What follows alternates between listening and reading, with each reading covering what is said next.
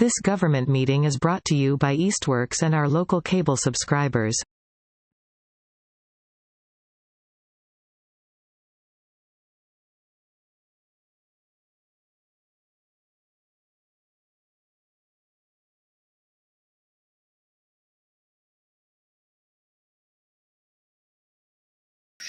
Good evening. I'd like to call to order the April 9th, 2025 Parks and Recreation Commission meeting at 6:02 p.m. First, I'll take a motion to approve the March 12, 2025 minutes. Second. Okay, and I'll go around since we do have some commissioners online. So Desiree? Aye. Carolyn? Aye. Joshua? Aye. Kira? Aye. Eric? Aye. And did Brian log on? I am, and I apologize, my camera doesn't work, so that's that Valet Park America logo there, so hi. Thank you. Okay, the minutes are approved. So first on the agenda, we have public speak. So we will take comments about any topic on the agenda other than the CPA applications. We'll wait to have comments specific to those when we discuss those. But any other comments are welcome. As a reminder, you'll have a maximum of 3 minutes to speak. Please first state your name and address before addressing the commission. This is the public's time, so the commissioners will not be responding.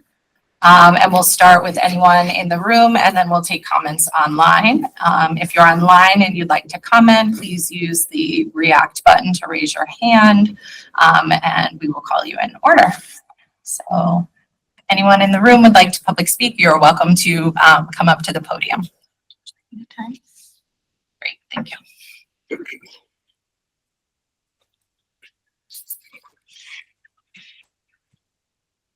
My name is Robert Graham from 20 Taft Ave, Easthampton.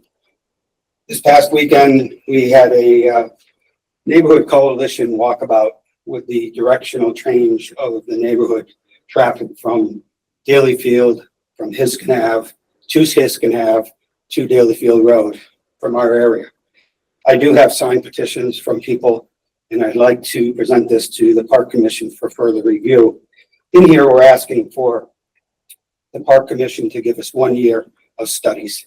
No studies were done, no feasibility studies, and they tried to backdoor this to us without proper notification. And I haven't done this ever in my lifetime, but I'm worried about the neighborhood safety, security of our children, grandchildren, people walking their dogs, people riding their bikes, people pushing their kids down the street. This is going to tie up traffic more than you believe if you change this direction. That building belongs down in the park where it was 25 years ago, in the park. And tolls started to be collected. I was a former recreation director in 1981 and 82.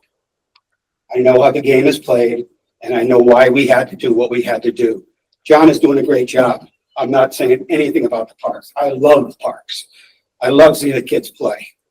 But that is a safety concern and a safety issue. That is more room down in that park. I actually ran a tape of 1,350 feet from the crosswalk up by the new playground. That's a lot of cars.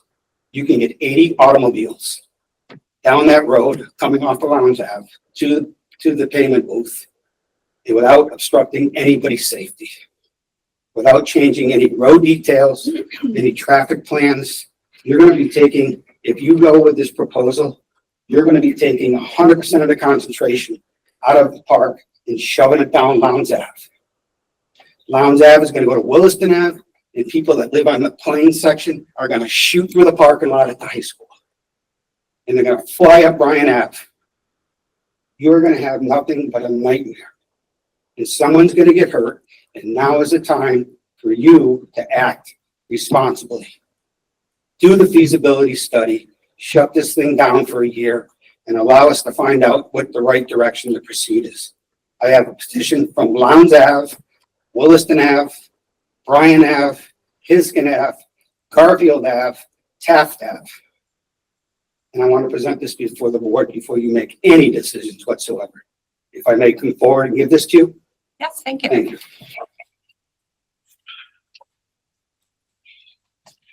Thank you so much. Thank you. Would anyone else like to speak?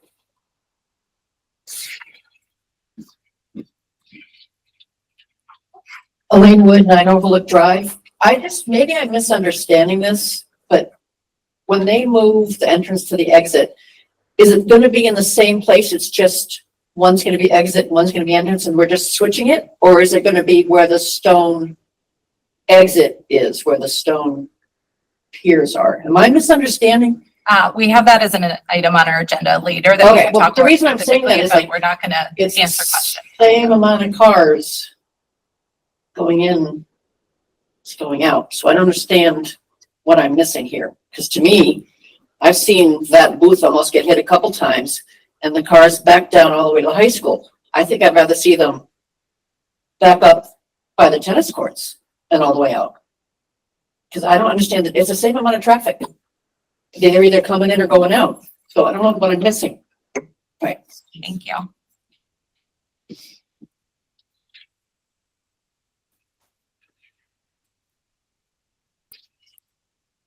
Hi, I'm Eileen Jager. I live on Williston Ave.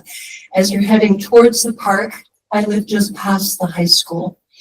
And I agree that there probably need to be some more feasibility studies done in terms of which direction the flow is happening.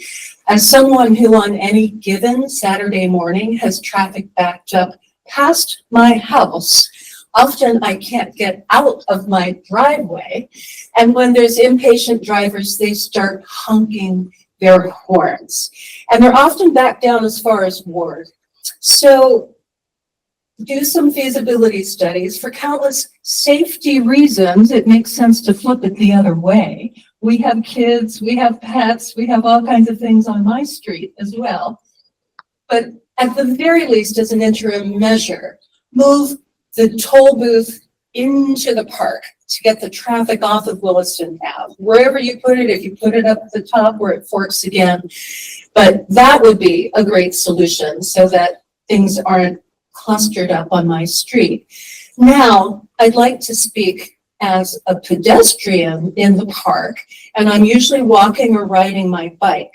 With the directional traffic the way it is now, I don't feel safe going in and out of the park because there's cross traffic. And if someone's come in from Williston and their toll booth and then they're zipping down to get their kid to soccer practice, they're not looking. I can't tell you how many times I've been on that little like dedicated pathway with my dog and I've had to stare a car down. Now, if a car was entering from the other side or the toll booth was farther in, there would be better visibility. So I'm talking safety as a homeowner on Williston Ave, and I'm talking safety as a pedestrian in the park. Do I have a little more time? A minute. Okay, there's a second issue I'd like to address, which was at the December meeting, the board decided on a location for the dog park in Nonotuck Park. And I don't know what it will take to get this going, but as many of you know, I was the person who spearheaded Save the Lady Slippers, which you're all referring to as where the metal playground used to be, except nobody knows where the metal playground used to be. But I would like to take steps to preserve that lady slipper area for quiet enjoyment. Like that is its dedicated purpose. So that at no point in the future, someone can come in and say, hey, that would be a great place to put X, Y, and Z. It's a very precious place. And the month of May is when those lady slippers are blooming. And I would be happy to take a group of people in and show you just how magical and how special it is. So let's preserve that for quiet enjoyment for all the people who aren't playing ball games in the park. Thank you very much. Yes, I have my own timer set as well. Thanks.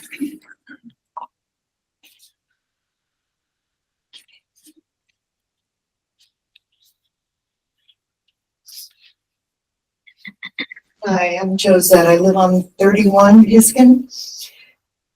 So right there at the corner, I got the stone shack. I've got my bestie who just passed away, Eleanor Kwolek's house, right across the street from me.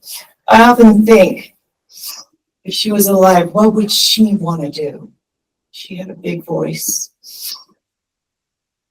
what we wouldn't want to see is a toll booth right there at the Stone Shack. That would be very unsafe for all the kids practicing soccer, for all the Williston kids coming into the park all year round, because that's their field. There's just a lot of kids. And what you would be doing is not just the town people trying to getting into the park, it's people from over the mountain trying to get to the pool. You know, it's out of towners also.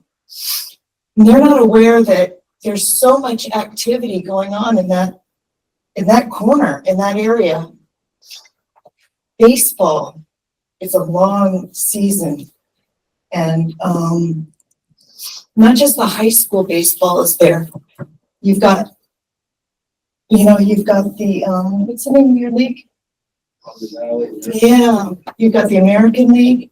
These balls are flying. What you don't want to see is a whole bunch of cars getting pinged, getting in there.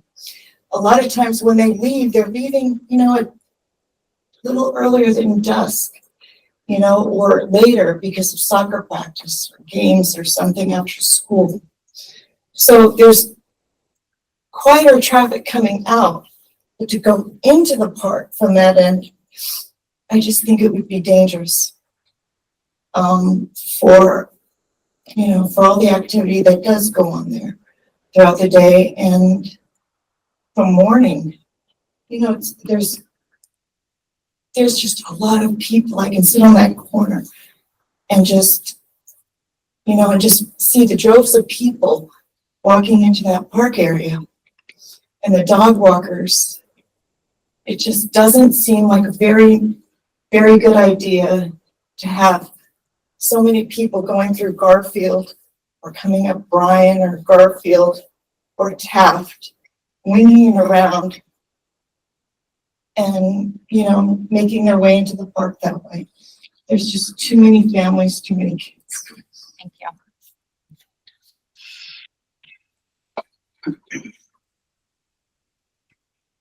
Hi, Alyssa Austin. I'm from 9 Taft Ave. I have 2 small children and a dog, and we live up at the top of Taft Ave. And just want to share like a resident's perspective. I think, I echo a lot of things that Bob said, but also want to share that I think we already do experience some issues because our street is so wide, very wide, not having any sidewalks on it. We find that there's a lot of cars, especially when the high school is getting in and out, that just fly down our street very quickly. So there's already some safety concerns that we have. And I think that kind of adds to our worry that changing the route, having more traffic because it's so wide, people just want to fly. And there's no speed bumps. So I think that's something I could be potentially interested in. But yeah, I also feel for our neighbors over on Williston Ave and just hope that there'll be a little bit more thought put into it. Potentially, is there a third option rather than reverse it to move it back into the park? So that's all. Thank you. Thank you.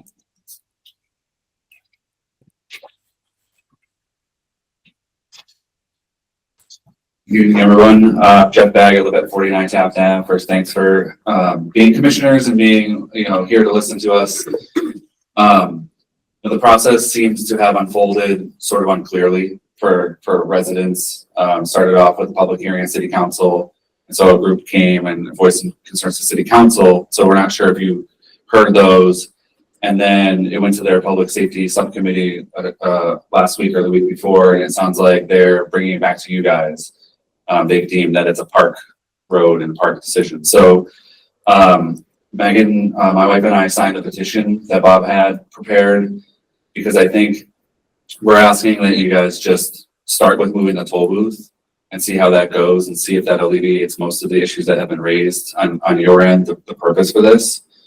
And then I just really wanted to urge the Parks Commission to realize that this isn't just the numbers game, number of cars coming in and coming out. Your decision will have an impact on the neighborhood because it's how people get to the park and how people leave the park. And from what I've heard, no one knows how many cars come on any given day or weekend. And what we see is a concentration of people who arrive at a similar time in larger groups.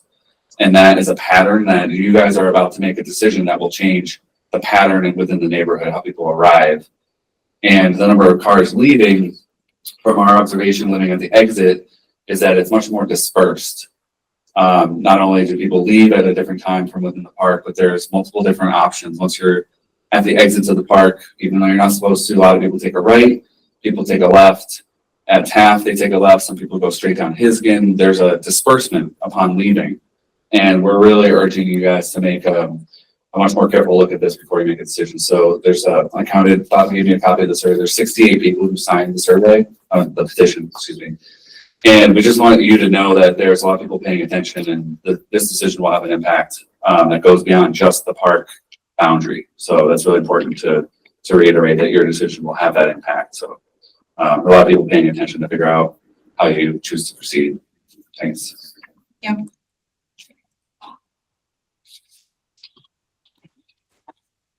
Hi, good evening. I'm Kia McAndrew Davis. I live at 140 Park Street. So I'm neighbors with Alyssa and Jeff and Bob, and I also signed the petition. So my house is the White House at the end of Taft and Park, and I have 2 small children. And it's already very much a safety concern just to walk outside of our driveway. We have the cars coming off of Park blindly and accelerating really fast down Taft because it's a wide street. And so we've basically taken the precaution of only walking on the grass because it already feels pretty unsafe to be a pedestrian on that street.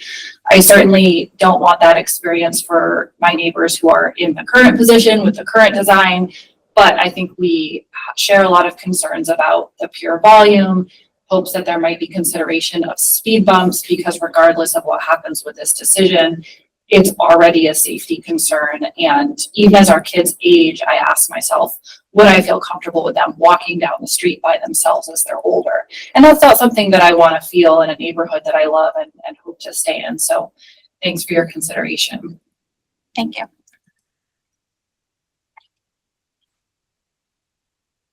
Anyone else in the room would like to speak? Okay. If there's anyone online. I can't see the screen. Is anyone's hands up? There is. Might need my nighttime driving glasses for commission meetings. I'll let you know. Thank you. Okay, so it doesn't look like there's any other public comments, so I will close public speak. First on the agenda, we have several CPA applications. The first one that's listed is the dog park application. John, do you want to speak to that? Sure.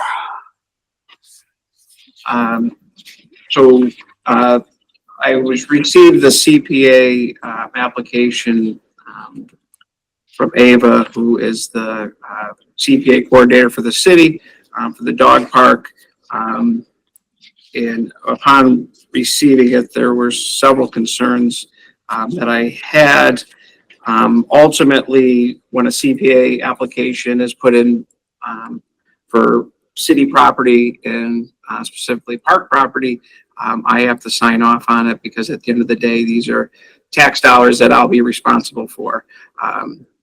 So last week, sent a memo over to Joan and the dog park folks, getting some clarification on some of the projects, timeline. Sorry, I gotta let some.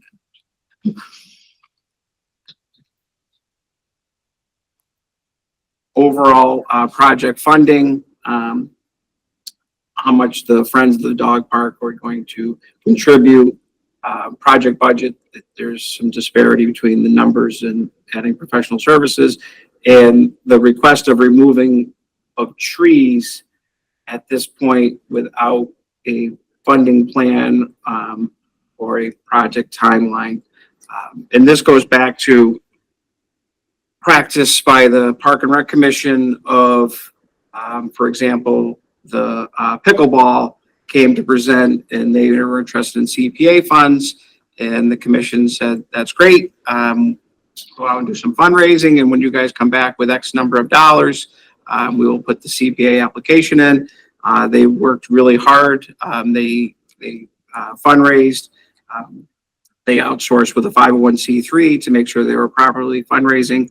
And then when they got to a goal, they came back and we submitted the CPA application and subsequently the bid for the expansion. So they were asked, and I think Joan is here tonight, and I'm not sure who else is here to speak on some of the concerns with their CPA application. Great, thank you.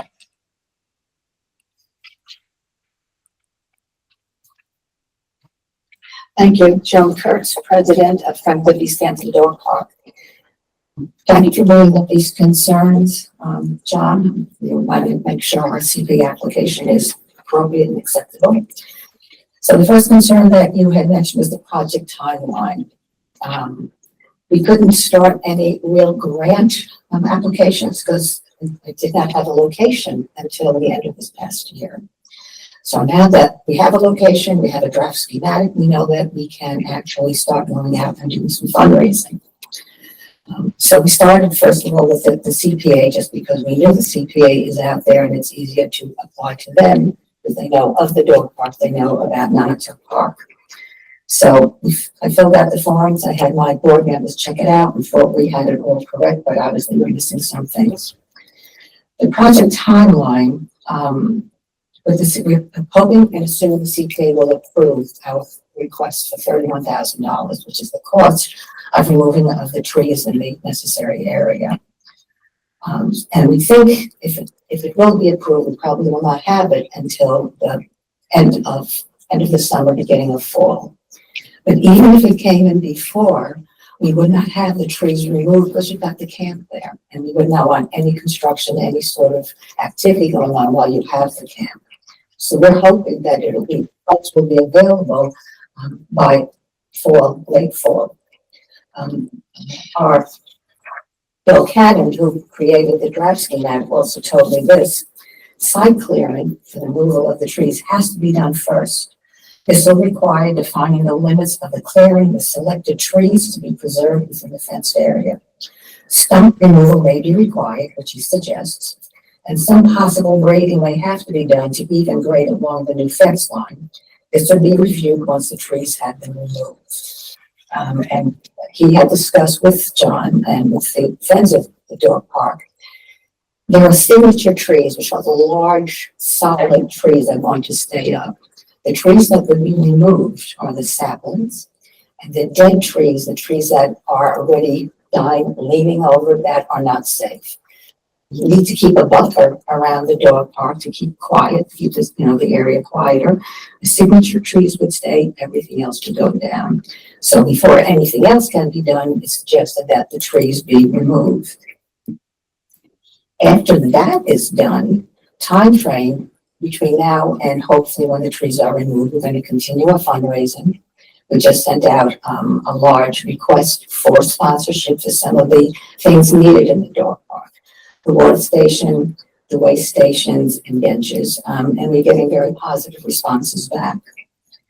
When the trees are removed, the next step, even according to Bill, is fence installation. Because once the fence is up, the trees are removed, everything else, including waste stations and the benches, can wait, because that can be done as sponsors, as naming items. And we want to get this dog park up as fast as soon as possible, safe way, in the correct way, because we've been trying to get the dog park up since 2019. So the time frame also will depend upon funds from donors and from grants. John, do you have any other questions regarding the timeline? So if the tree removals happen in the fall and you do not see additional funding for quite some time to complete the project, most projects are clear, fencing, site work, boom, done. Just the extended timeline of clearing trees and then waiting for however long it may take to get fencing and other things that are needed, the water, parking, ADA accessibility, things like that. I just wondered why it's piecemealed and not one defined project timeline with pieces of, okay, if we're looking at funding 31 now, and you say at a later date, we'd like to come back in November for fencing dollars. We're hoping, we'd have 50,000 towards X, Y, Z in fundraising efforts. And then we're looking at March, April, whatever it may be. There's really no defined timeline. It's kind of piecemealed of, we hope this and we're going to do this later on. So. Well, I wish that we were able to say, we have enough funds to do the whole thing versus piecemeal. Some of you may not know, there was a grant for $250,000 called the Stanton Foundation. And we were able to actually apply for it, but then we didn't have a location. And without a location, they don't give out the grant. They provided the funding for Amherst and for South Hadley, and I think Chicopee before they stopped doing dog park grants. Now we have a location and we have to find another grant that is willing to give us a sizable amount to help with this. Again, we could not apply for grants until we had a location. We have a location. We've started divvying out amongst the board members different grants to apply for. So at this point, I cannot offer you anything more concrete than what I just said because we don't have the funding. We will continue to do fundraising. We'll continue to ask for grants. And once everything comes into place, we'll be able to share it with our members as well as with the public. Just to follow up on the Stanton funding, Joan, they would not fund a project in the park, in Nonotuck Park. So it wasn't, if a different location was selected earlier on, there was potential for funding, but I reached out to Stanton and I have the response in writing. They would not fund a dog park inside Nonotuck Park. That's correct. But at that point, we still had not had a location. So regardless of where we could have had it, we didn't have it and we don't have it. Overall funding. We promised the residents of Easthampton when we first formed that their taxes would not go up, that the dog park would be funded through grants and through fundraising. And that's what we promised them. We told them that access to the park itself, we had no control over, and when they decide that the Parks and Rec decides that a charge for Nonotuck Park, that's out of our hands, but the dog park itself, there is no fee. That will always be open to everybody who comes in. We're happy to be working with Park and Rec on this project, and we're eager to find ways to activate our membership to support ongoing needs. There's a couple of spots in the budget that was provided by Bill Cannon that we believe are for aesthetic purposes. It's not for the what we actually need for the park. So the numbers that that Bill Cannon came up with, $360,000, we know that that's not the full amount that we're going to need. It's going to be sizably less. We do have his fee of, I think, $26,000 that will also have to be covered between the grants and our fundraising. There's one area I know that I have to discuss with the Park and Rec. There's a parking lot that will have handicap parking. I think it's about $25,000. That's something the Friends believe that can be shared with Parks and Rec because it's not only for the dog park usage, it'll be for people using the park and people using the pool. So at some point we will sit down with the commissioners and figure out how best to handle that particular parking area. I think that also covered the overall budget, is that we know some of it is a lot more than what we plan on spending. There was something that was shared with me by one of our city council members. There is an actual methane converter of dog poops. It will take the dog poop while you're in the park, you put it in this large container, it converts it into methane, and that can be used to actually provide a light. So maintenance as far as dumping garbage will be a lot easier. I don't know how much that costs. I didn't want to look it up, but that would be something we would like to look into once everything else is established, just to make maintenance of the dog park easier for Parks and Rec. Joe, can I ask a couple clarifying questions?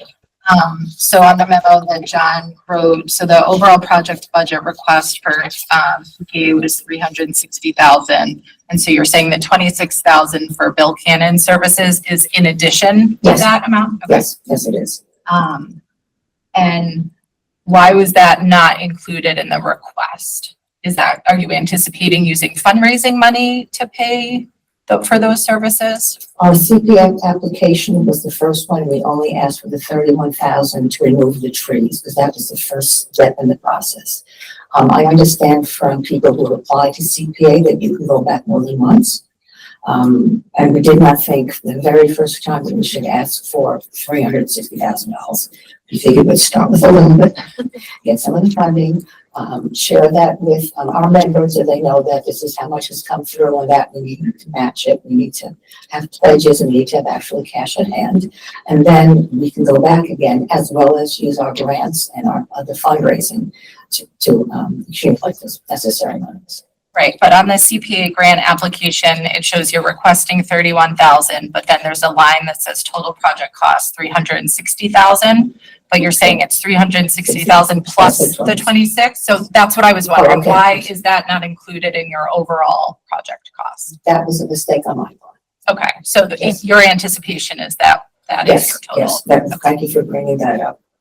Yeah, that was just a confusion Yes. that needed clarification.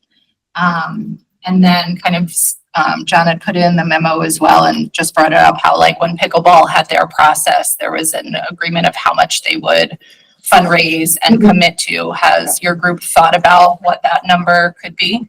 As of right now, as John has said correctly, we're starting piecemeal. We could not apply for grants.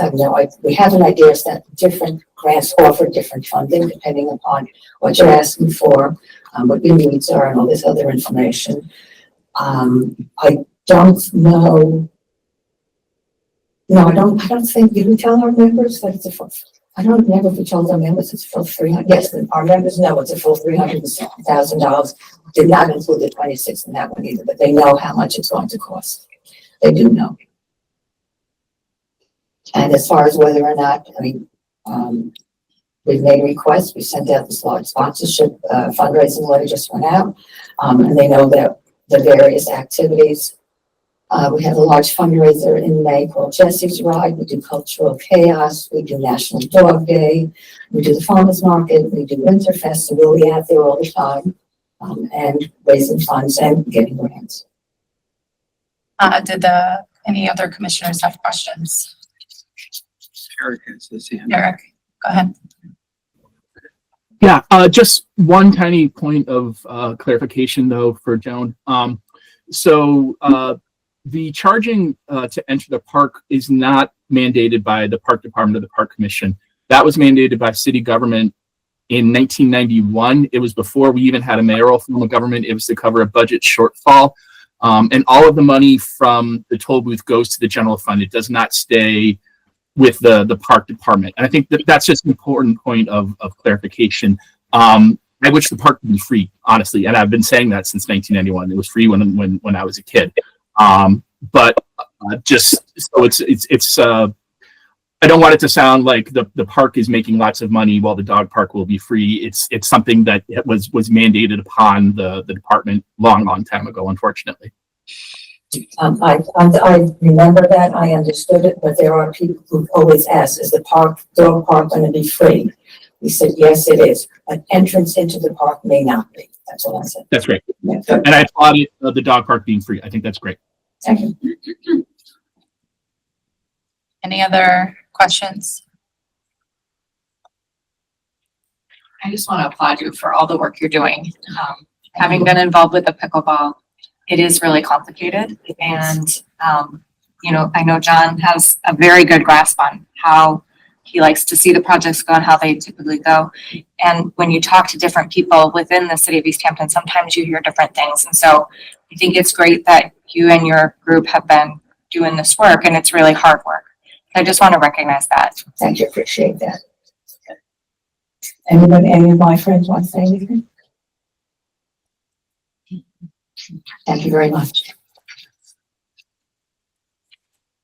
So in terms of the kind of project timeline and the CPA application, I know, talking about pickleball had a set amount. I wasn't here when that was agreed upon, so I'm wondering how a number was decided, so that we could have agreement with a certain amount of fundraising contribution from the Friends group, so they also know a target to let people know what they're trying to raise to kind of keep the momentum and going forward. Yeah, so typically, well, when it comes to a project and the Parks Department itself, the park grant or the Land Water Conservation Fund, we like to make sure we're coming with at least 50% to the table before we ask. With groups that work hard to raise money, I think the pickleball was 30 to 40% of the overall project is what they were asked to fundraise, and when they came through with those numbers is when we went full steam ahead.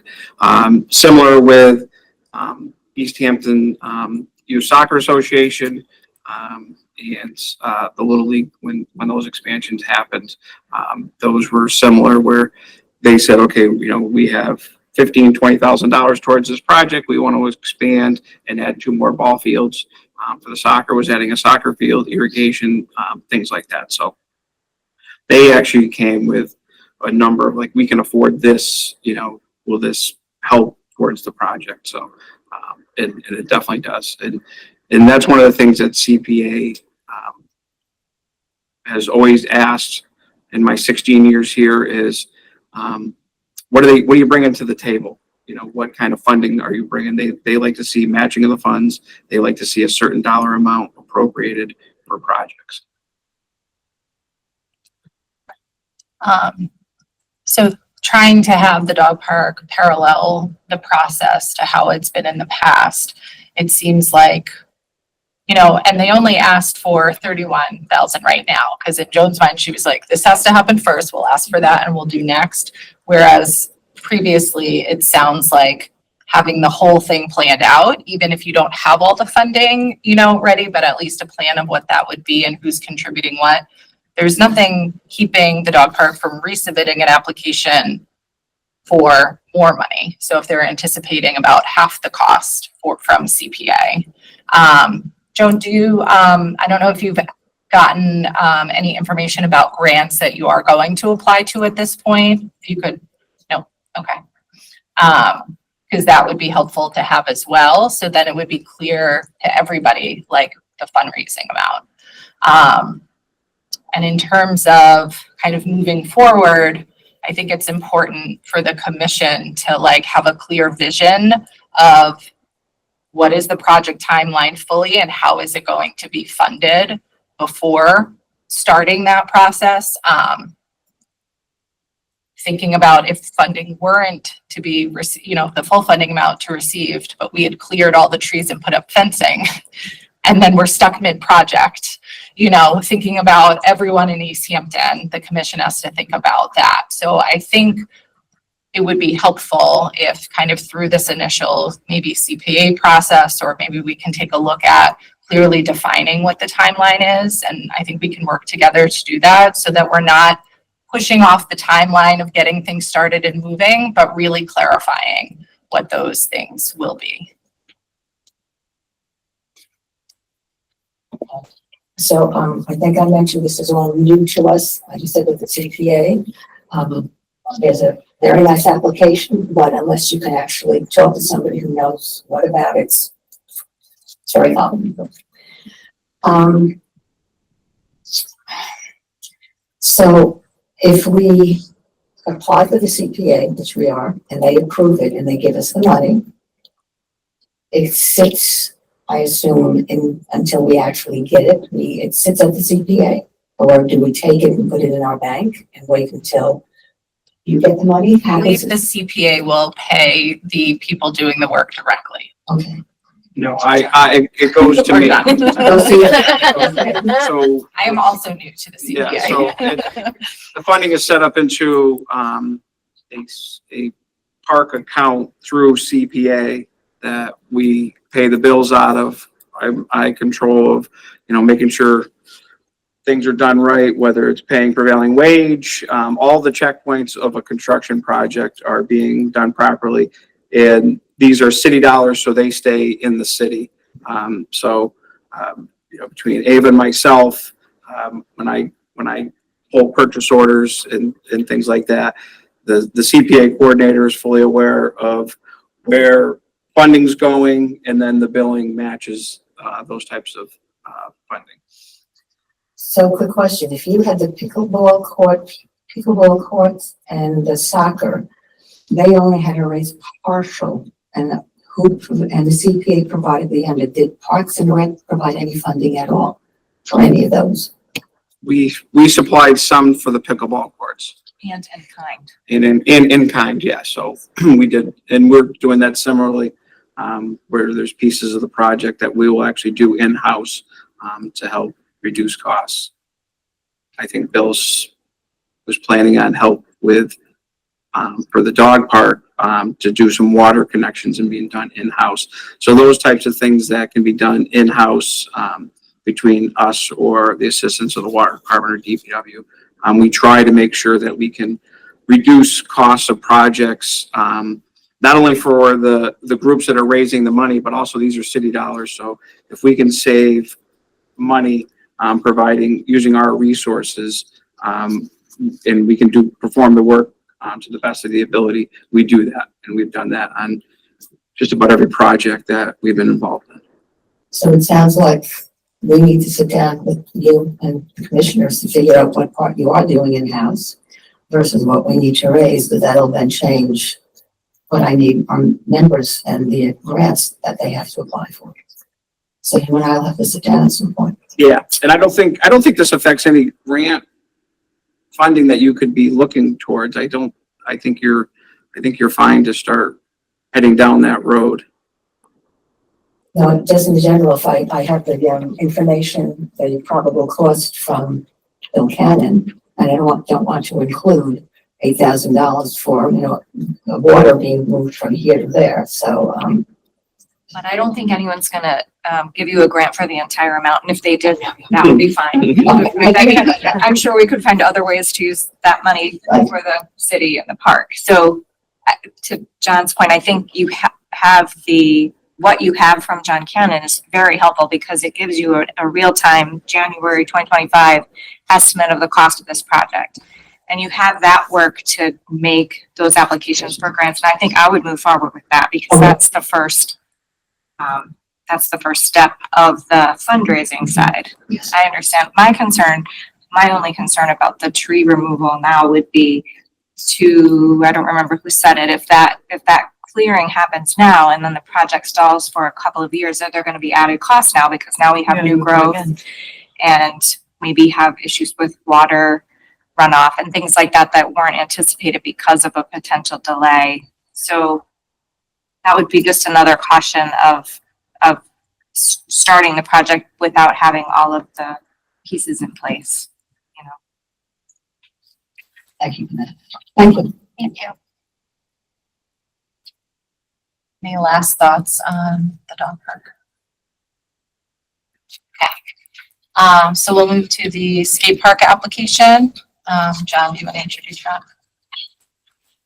Yep, so been working with the skate park folks on their application.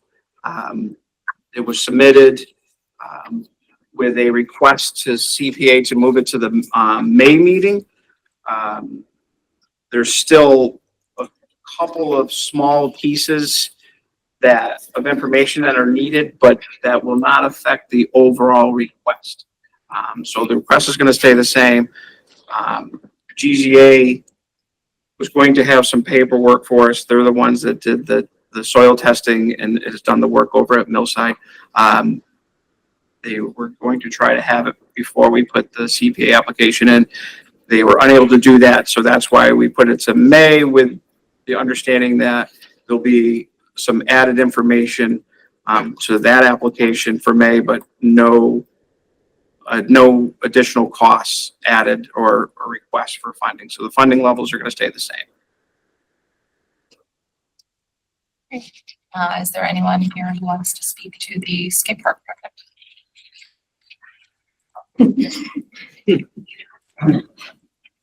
Well, again, I'm Jeff Bag at 49 Taft Ave. I want to thank John for, shepherding it through, and thank the commission for your time spent on looking at the skate park. The location is at Millside. I did want to just say that the skate park is a little bit different than the dog park because it's not straight to construction. What the CPA money is used for is the city's portion of a match to a grant. And so if everything continues to come together, this CPA money will be joined with a request for a park grant. And if that happens this year, it'll be in July. And so, if those two things come together with an award of the park grant, then the first year is final designs. And that's kind of mandated by the park program. So we would have a year to refine the specific designs, and that would be the time when this group would be fundraising before that project goes out to bid. So I just wanted to put a point that it's not straight to construction. So our CPA request would be kind of held in an account as John described, and then the ideal situation would be the park grant is awarded. If the park grant is not awarded, the CPA funds are never expended, no shovels in the ground, nothing actually happens. And so I think we're, as a group, we're excited to work with GZA. They're going to help refine some of the designs. It's probably going to become a little bit smaller, and the skate park would actually be designed to meet the budget. And so that process should start in May. And then I think it was a brief discussion, but with John, and we would expect to come back to the park commission and give you an update to show you where we're at with that between May and July.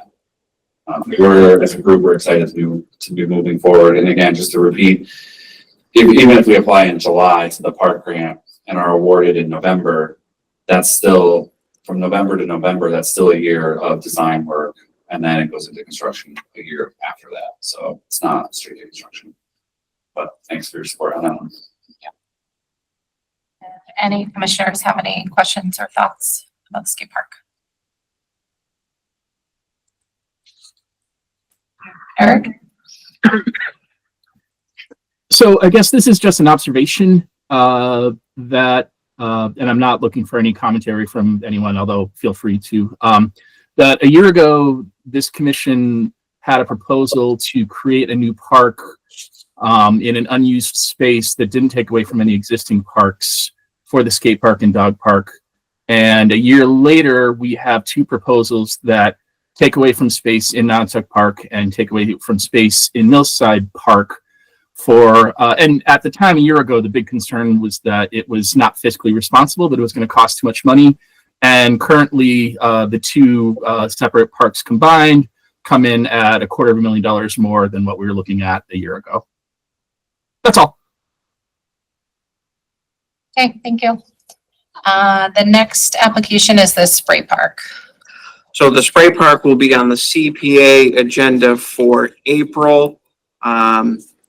We passed our first hurdle with the state, which is a big hurdle, and now we're on to the federal. So this is a federal grant. It's a 50% match. So we're looking at $264,500 from CPA of the total $529 project costs. This extends out a little further than a park grant. A park grant, as Jeff mentioned, is you get design and you get to spend that to the following July, then you have a year to get construction, where the federal gives you a little more time to expend funding, even though we would like to get the project. As soon as if we do get funding, we'd move quickly on it, which is also fine. So just similar to the pool, if this project is funded, we would do our timing for construction to not interfere with our spray park schedule. So we'd be looking at late fall and then into early spring to get all the work done and completed. And we'd be opening up similar to the pool, on time as we normally do. So the next announcement, if we clear and get full approval, it'll be sometime in September or early October.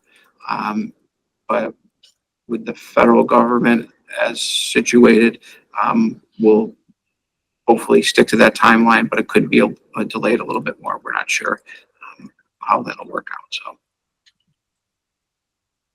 Any questions about the spray park?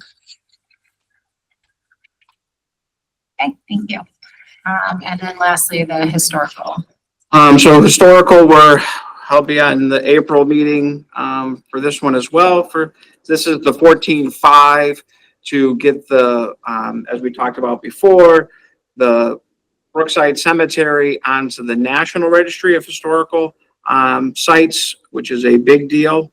And then to move forward with the Daly Field Comfort Station, just the comfort station itself, not Daly Field, to be moved to the state, and then therefore, once approved by the state, then we move that to national, which would be another funding request at a later date to get that process done. That'll be using historical dollars. The CPA request for the spray park is in the recreation dollars category as our request. And is the historical application being reviewed at the April meeting as well? Yes, they both will be done in April at CPA. Questions, comments from the commission?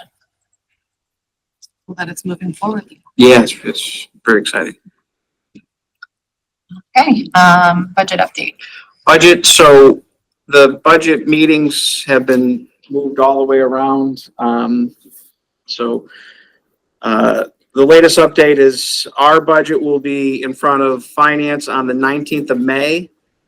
On May 28th will be the finance approval to send into city council, and then city council will be June 4th. So that's kind of the timing. We present on the 19th, the 28th, I attend. All departments attend. If there's any questions from finance, they need clarity on anything at that point. And then June 4th, we go to city council, all of us together supporting our budgets. Our budget was well received as presented to the mayor. So we'll see how it goes from there. So the rules and regulations document, we had voted that in at our last meeting. It has since gone to the city attorney, who had some edits, mostly wording. There was nothing of substance that was changed. So I made those edits and they were in the packet that you were sent, but we do need to vote on the current one with today as the adopted date listed. So I'll take a motion for that. Motion to approve the. Okay, motion by Desiree. Seconds. Any discussion? Eric has a question. Eric has his hand. Eric? Yeah, I was gonna ask for one just tiny edit under section 7, procedures for submissions from the community. Could we change attorney reviewed? Well, it depends what Okay. what kind of edit he's looking at. So I'm just gonna ask in the name of more public participation, could we change the community speak time limit from 2 minutes to 3 minutes? 2 minutes is very short, and I feel like if folks are coming up for public speak, they should be offered a little bit more opportunity to share their thoughts. We gave 3 tonight, didn't we? We did give 3. We've always given 3. Yeah, it's always been given 3, so. In the document in front of me, it says 2. That's Yes, yeah, I'm looking at it right here. It does say 2. thank you. Can I just change that? Yes, yeah. Okay, with the amendment. So that was our discussion. So now we'll vote. Joshua? Yes. Kira? Yes. Carolyn? Aye. Desiree? Yes. Eric? Yes. Brian? Yes. Okay, passes unanimously. So we now have a rules and regulations document, which will come in handy for our newest commissioner, who I assume will join us next meeting. For park programs, AMP. So park programs, we've been gearing up, been very busy. the website, I do all the website work. And that is 99.9% complete. We go live on April 29th with it. So 20 days from now. But, it just needs to be, double checked and triple checked. And what we do is Sam, pretends to have a child in each camp and goes through the whole process and make sure that it's smooth and okay, everything's there. The forms get emailed back to you properly. So everything, the trips are set. Staffing, I met with human resources today, a lot of returning staff, especially in leadership positions. Our director is interested in coming back. Our two healthcare coordinators are interested in coming back. And then 9 other employees are interested in coming back. So great return, which is always good. So we usually wait till the first Monday in May, but because it was so late in the calendar, it would have been May 7th or 6th or something. We decided to go with the Tuesday, the 29th, to get it up and started and get people in, because it'll sell out. A lot of weeks will sell out in that first week. Camp sign up. So in good shape there. The pool, I have our company or pool company that closed the pool doing the opening as well, so our staff can see how to open the pool properly. So they'll be doing that. They're scheduled the first week of June, which is plenty of time for to get the pool up and going, running, clean. I have to, as part of the Board of Health requirements, I have to take a sample for the Mass Board of Health. I have to drive it to Connecticut because they're the only ones who do the testing for the pool water. But so we have, and you can get the results back before we can officially open. Great return on lifeguards. 4 of last year's lifeguards are already interested in coming back, which is fantastic.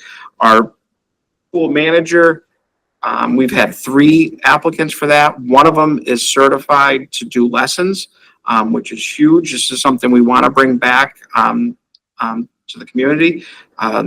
We've also been working with the Council on Aging on getting a shared program person for them to do aquatics, exercise in the pool and expand their hours for the seniors, but also if that person would be able to do lessons for us as well. So to kind of co-op having someone do that. So I don't want to jinx it, but I'm feeling pretty good that we might be able to have lessons this year, bring back lessons, which would be just a huge opportunity and something we've missed for a few years since the pandemic of having lifeguard or swim lessons for the kids. So very exciting. Same staff for pool cashiers are applying. So really retention on those areas is huge. So we're feeling good about that. AITP is Arts in the Park. We have 6 shows this year scheduled. We just sent out the fundraising letters. I just mailed them today, as a matter of fact. We send them out to the businesses to get local support towards that. And then when we get the businesses who support us, we get a banner made up, just a vinyl one from Foreign Prints or whatever, one of those places, and have the thank you for sponsoring our concert series. So we're in good shape there as well. Anything on park programs? No. Park facility maintenance building. Okay. The heat was turned off today and the staff wasn't too happy.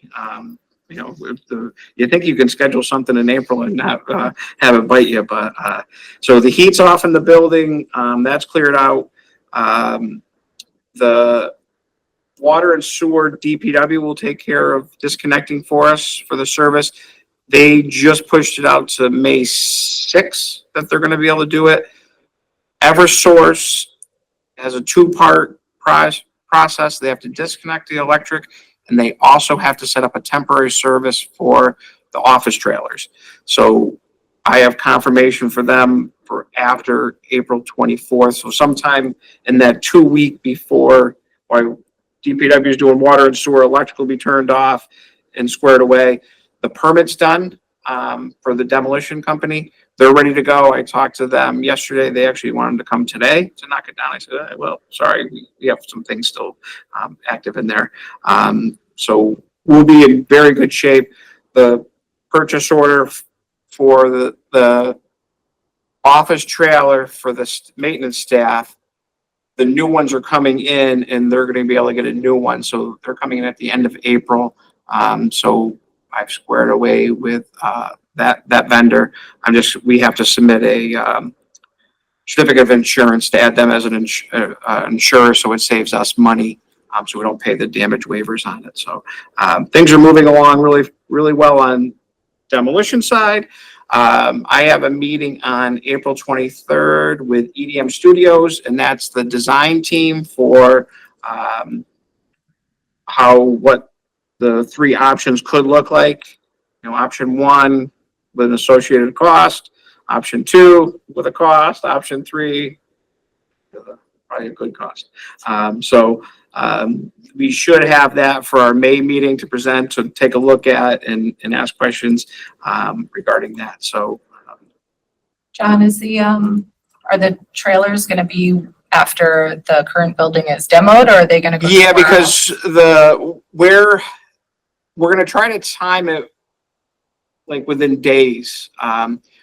Where the new office trailer will go could be in what they call the swing radius. So when they're knocking down something and they got the big hook out there, and they do not want a lot near where they're swinging that. And we're looking to put the new office trailer to the right of our building towards the maintenance building. So it's going to be in that section there. So it's almost going to go to the driveway, where the existing driveway of the maintenance garage doors are. So to kind of save on any potential issues, we're going to just try to time it for a couple of days after the associated builders are ready to go. When they know they're ready, we'll have them set up and it'll take them a day or two. So turnaround time won't be tough at all. Pickleball bid documents are out to bid docs. We outsource our bid process to an online company that takes care of everything soup to nuts. We give them the documents. They have it. I think they're sending the bid out a week from today that it'll officially go out. But they have everything, and we're looking at a first week of May. I shouldn't say the first week of May. 1st is Thursday. The week of the 7th for bid opening on that, with still a projected completion date of August 15th. Of this year. Of this year. That's an excellent question.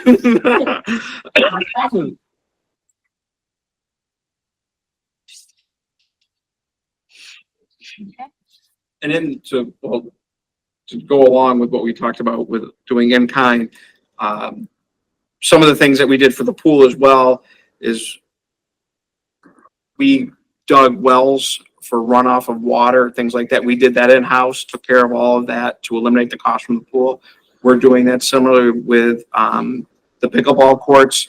They're going to run a stub line to a certain point, and then we will take it from there and save money on the total project by doing that.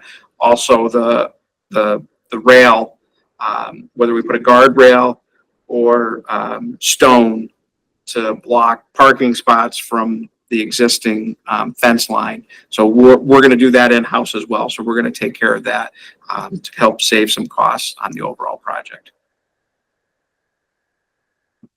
Park entrance. Park entrance. Bob's still here.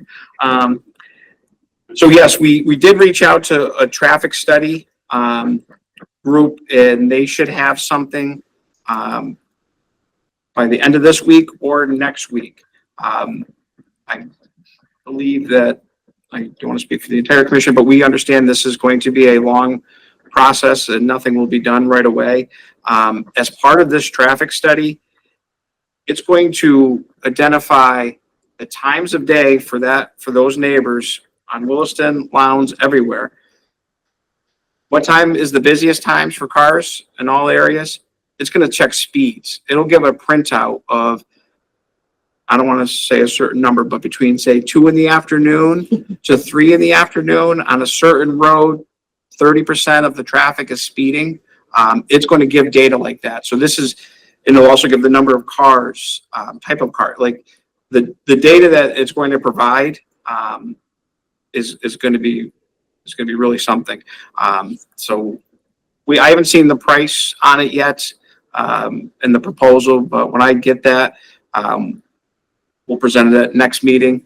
And so everybody has a full understanding, the neighborhood has a full understanding of, yes, whether, you know, because I see it and I'm a part of that neighborhood as someone who's at the park, you know, every day, that whether it's the road gets reversed or not, I think this is a good exercise for the neighborhoods in general to see the type of times that it's really busy and whether it's, you know, short, you know, talking with the traffic study, you know, bringing the road in, speed bumps, things like that, a lot of different things to help control speeds, you know, may come out of this. So whether the change of the road comes out of this or not, I think it's going to be good information for that neighborhood and the city as a whole to look at and say, okay, you know, we have to identify, might be a problem. We've identified it and how can we solve it for, you know, the neighborhood.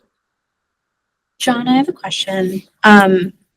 Is that feasibility study going to just be for this neighborhood around Taft Avenue, or does it also include the Williston section? It includes Williston, so it goes down to Okay, Williston. so that full Yeah, the area. whole thing up to Park. Yeah, so Okay. what they do is they set up basically camera stands around, and they're going to put them on corners. So they're going to be able to capture cars coming this way, you know, all different directions, which way the car traffic will be coming down. So they'll be able to say 100 cars came down Taft and, you know, 120, you know, exited out to Williston, whatever it may be. But yeah, they're going to be able to capture a lot of data, including how many cars actually come into the park. You also update us on the booth Oh, yes. location. Yeah, so I have a meeting at the end of the month. And I'll get to it in a couple lines down here. We are really coming to the end on the new city project, which has taken a lot of city resource time to get this to the finish line.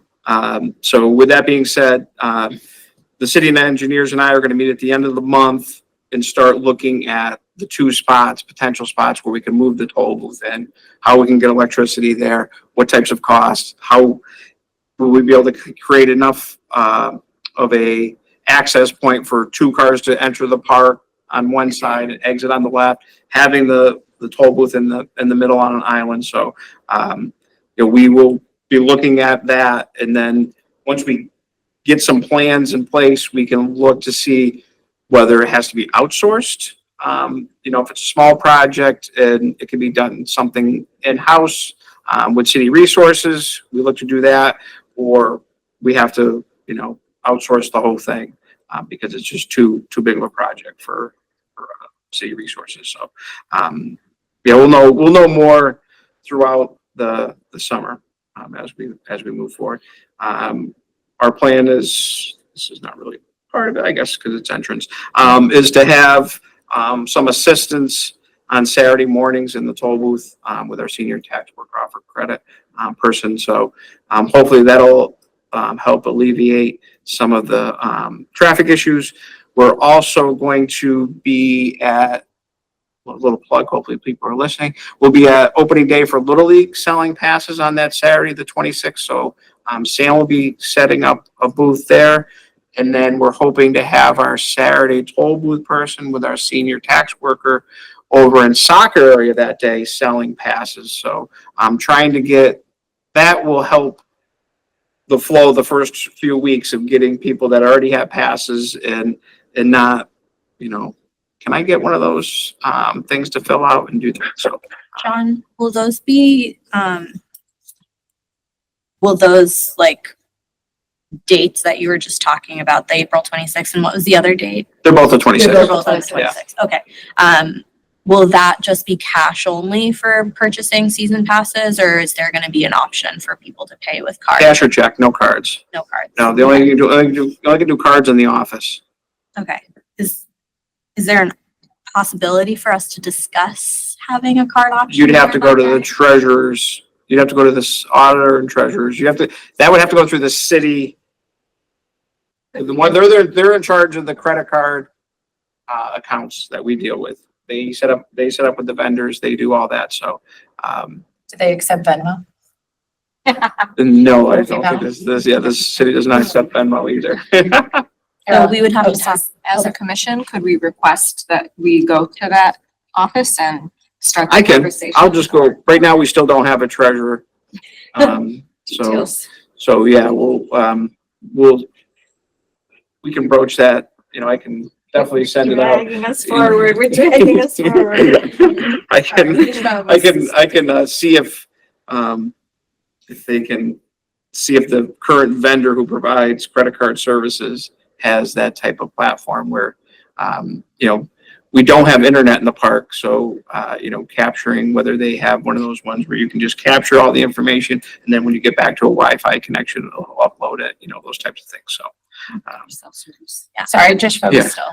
Oh, I had kind of the same question, but I guess my follow-up question would be like, if there is a city office that provides like hotspots for borrowing, I think that's actually available through the library, if I'm remembering correctly, like. the city is did that- provide hotspots at some points to school and departments. And they've since took back our one that we had. But I Because do, to cut I do costs. believe that there's still some to rent through the library that maybe could be utilized for like park booth payments. Yeah, well, we certainly wouldn't want to rent one. I would make sure, that we had one. If we're gonna do it, if it's allowed to be done, we're not gonna, we will push to make sure that they have a hotspot availability.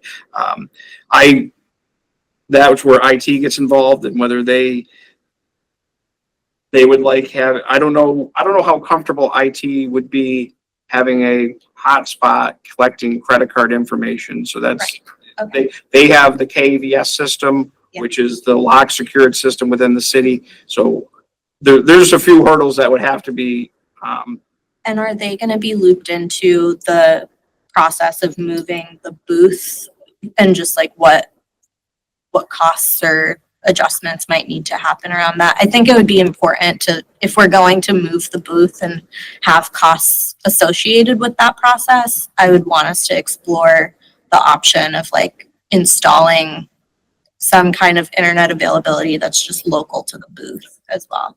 well, there's good news and there's bad. The good news is if we put the toll booth up where it's designed currently, the line runs right above it.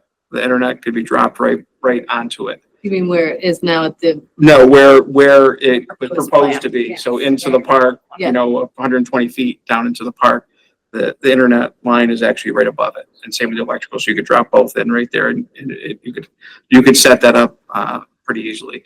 Down in the park further would be, and that's where, I think Bob's one told me there is power somewhere down there, and George just came back to work this week, so I didn't want to hit him up on this, but to connect into power down in there. IT, I don't want to speak on behalf, but they're pretty creative and they're pretty good about we have internet to the pool house, so getting internet into the park, I don't think is an overall hurdle. Other questions, comments about road entrance? I think I'm in agreement. Obviously, we've talked about it before. obviously we don't want to make anybody upset and just go and make decisions and say we don't care about any of the neighborhoods. I think this has been on the agenda, or at least talked about, way before my time on the Parks Committee, from what I've read in all of 15 the years. planning and everything. I think first steps would be to just simply move the actual booth into the park and see if that alleviates it. I know there's been talk with the soccer program surrounding, working with them and the actual timing of some of the things that start to help the introduction of the cars into the park be a little bit more spaced out. Chances are I don't know how much flexibility there is with the baseball side of things, but you might be able to chat with them a little bit and see if there's anything. But I think first steps is just moving it into the park. I think that's, I know a comment was made surrounding, this is an easy, no cost kind of thing that was made. And I think that was taken wrong in one of the meetings that I listened to. It was more of, you spoke to it a lot about in-house work versus sourcing it out. And I think that was kind of twisted in one of the comments in the other one. So Yeah, it's not we could do the work in-house with DPW, but there is still a lot of work that would need to be done to make sure. One of the key things of putting a toll booth in the middle of the road, where you have traffic coming both ways, is to make sure the person inside that toll booth is 100% safe from traffic.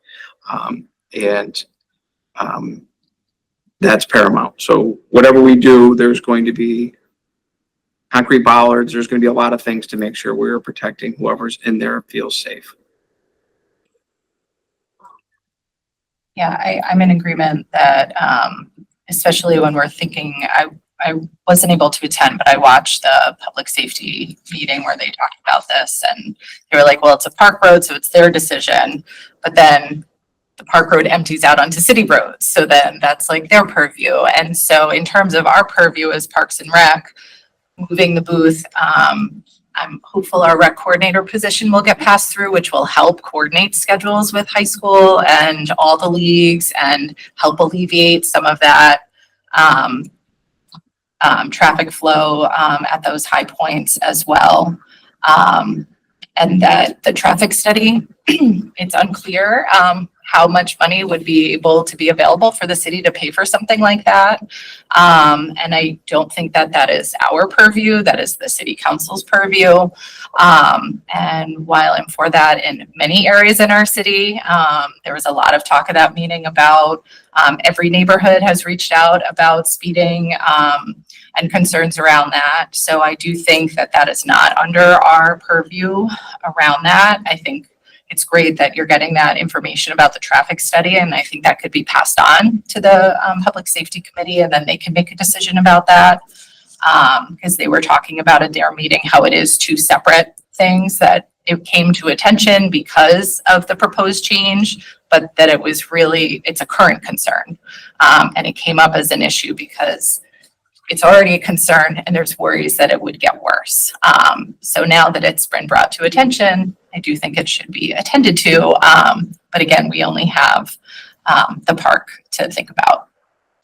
So I think in terms of our next steps, really focusing in on moving the booth, I do worry about that cross traffic pattern, regardless of how it is done. So I think there's a lot of thoughtful planning that needs to happen. But I want to assure the community that there was never any intention to just like make a change and be like, tomorrow it starts. Any change is going to be long-term thoughtful planning about signage, about traffic calming measures, and making sure that we've thought things through and that it's not just put into place immediately. So I just want people to feel like, come to these meetings, share your concerns so that we consider them and can make thoughtful decisions, so that everyone is, feeling heard and getting what's best for them. So I think as far as like our next steps is, John will come back with the city engineer's proposed 2 plans for the booth. Can I just clarify? So the plan will, for either location, would include a wide enough area where there would be availability to have 2 cars going in at one time. That would be our intention, yes. Because otherwise, I don't think I don't know that it's of interest. If it's too narrow, moving. We have to have it inside wide or- enough anyways because of the types of vehicles that enter the park. So it's gonna have to be wide enough for tractor trailers and big plows and big things like that. So then it's gonna have to, well, one side has to be, much bigger. And if you're gonna have a much bigger side, it better be the entrance. I just wanted to make sure if we're preparing two plans, that one of the plans doesn't only have room for They both will have, both within one lane on no, each so side. they'll Okay. both will have plans for wide enough for both. Last thoughts? Okay, new city playground update.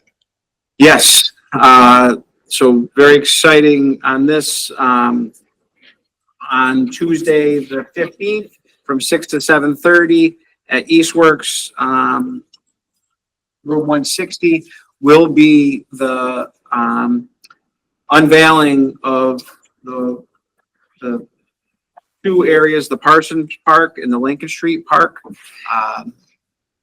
This has been 6-8 months worth of work that's gone into this, with myself and planning department and DPW, because this is, as you may recall, it's part of a larger project of streets, sidewalks, drainage, tree planting, for that whole neighborhood's, water and sewer. So it's an overall, big project. So, we are going to have, the designs. We just had a meeting today, so there's still a couple of things that are being ironed out for Tuesday night.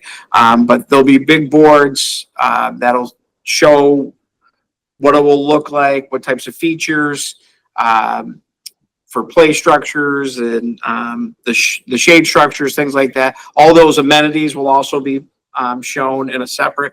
So, I would like to invite anyone who can come from the Park and Rec Commission next Tuesday from 6 to 7:30, and anybody from the neighborhood and the public. I think it's, pretty impressive of what could be done for that neighborhood, in that area. So, really excited to get to the finish line on this bad boy. Will those plans be available online if people? Once they're officially submitted, after the meeting, they'll be up for, I think they're gonna leave them up for like a week after, so the public can see them. And then if there's any tweaking that needs to be done, there's a real tight timeline. They have to be done with construction docs, by June 1st. So I think they're gonna give folks like a week window of, okay, if you have any additional thoughts or really major concerns or whatever. So, but yeah, they will be posted on all this is through the planning department. So it'll be posted on their side. And then once it's official, we can put the link onto our page and say, this is something we're, hoping to see. The way they have it structured is, how many years out potentially for one park, the Parson, one, it looks like could be done quicker than the other one because of the price tag. But it is, they did come out nice. Seems like it'll be pretty similar to what was presented to us at a previous meeting. Yeah, Similar, but so there was a minor change on the Parson Street, because of grades. Instead of putting the way they were having entrance points and the grading, I don't want to get too detailed here for it. But they moved the walkway down because of the grading. So you didn't have to create more work and cost for ADA accessibility.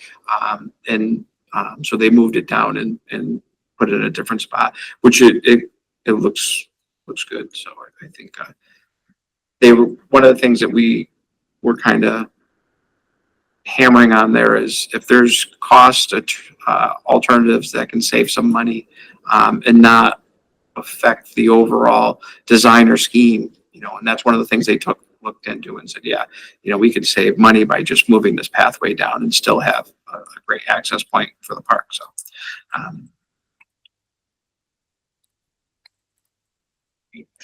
that's it on that one.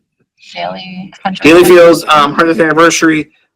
Eric's on the call. We've been talking. We're waiting to get a schedule to see. We're looking at the 21st still.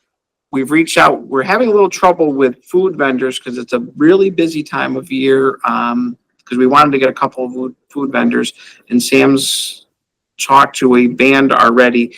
Now it's just kind of when we see a schedule and can work with whether Legion officially has a team this year and we can schedule them in on that day, or even look at Bob Graham plays in the Quabbin Valley, which usually plays on Sunday mornings, to see if it is open and we need a team they consider to play on Saturday and be a part of the 100th anniversary, which would be kind of cool for, I don't want to say old guys, but a bunch of older gentlemen still playing the game to represent the 100th anniversary. So yeah, we're still, picking away at this on planning ends, and our goal is the 5 weeks out to really blast it out and get the announcement out. So we still have a little bit of time. It's been swamped down in the office, so we're plugging along at it, but I think we'll have a good event that day. Great. And any last thoughts under old or continuing business? As our new rules and regulations, I forgot to ask you, John, have you received any correspondence from the community to pass on to the commission? I haven't. No. So in terms of our next meeting date, so things were really tight because every Wednesday was scheduled for budget, but they've actually moved that. So it looks like we could do May 14th. The 14th is back. Great. Back in good shape. Let me just May 14th. Let me just make sure on availability. Mm-hmm. It may not be this room, but whatever room we can get in here. Okay. You guys meeting that night? No, this should be open because we're meeting the 7th to the 21st, so you guys should be okay. And then budget's all staying downstairs. Okay. So we should be good, but I'll confirm it up tomorrow. Okay. 6 o'clock. Yep. All right. So if there's nothing else, I'll take a motion to adjourn. Motion to adjourn. Second. All in favor? That was Carolyn. Yes. Okay. And Desiree. And Brian, how do you vote to adjourn? Yes. Great. Thank you. This government meeting is brought to you by Eastworks and our local cable subscribers.